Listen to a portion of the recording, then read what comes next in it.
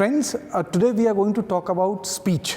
As Supreme Court has said that speech is the most abused right, and as you know that the latest controversy is about speech, fake news, TRP stress of the channels or TRP being purchased by the channel, but ultimately it boils down to the issue of news and speech. It boils down to the issue of communication, it boils down to the mass media industry, it boils down to journalism or social media journalism, but basically it is about speech, it is about communication.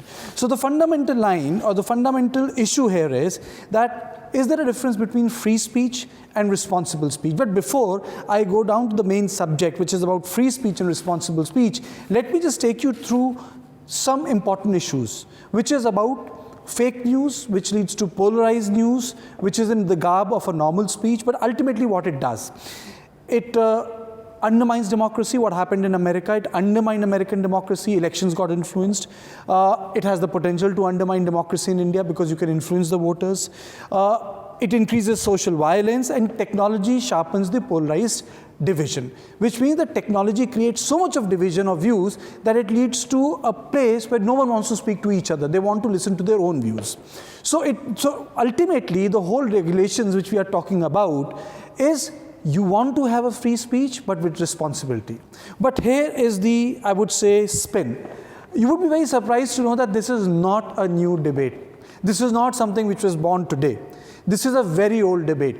And I'm going to tell you that you will be surprised to know that the whole debate between speech, which is free speech, as enshrined in our Constitution, Article 19, and a responsible speech started way back in 1950s. Yes, way back in 1950s. Pandit Jawaharlal Nehru was the Prime Minister. And the pretext was, or I would say the subtext was, that there were a lot of issues which Congress party wanted to implement. Lok Sabha elections were 14 months away. Patel had passed away. Nehru was the tall leader, and he wanted to make some changes. But something happened. People started to write about immigration or what we call infiltration from then East Pakistan and killing of a lot of party members of Communist Party. A lot of people wrote about it. And now the history says that Mr. K.R. Malkani, who was editor of the Organizer then, he started writing about it. The matter became very charged. The government was against it. He went to the court and he fought against it.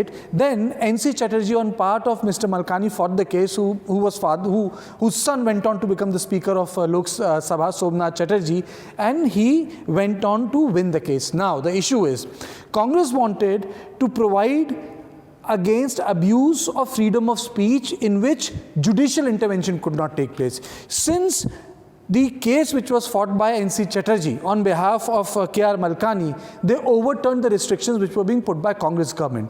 And the Prime Minister was Jawaharlal Nehru. What was the bottom line? India's first amendment was about free speech. The first amendment brought in by Jawaharlal Nehru was about free speech. And there the debate of the responsible speech started. This was opposed by, in Lok Sabha, Acharya Kripalani, Hridaynath Kunjru, Shaibal Saxena, H.V. Kamath, Shyamanand Sahai, and Mr. Jayala.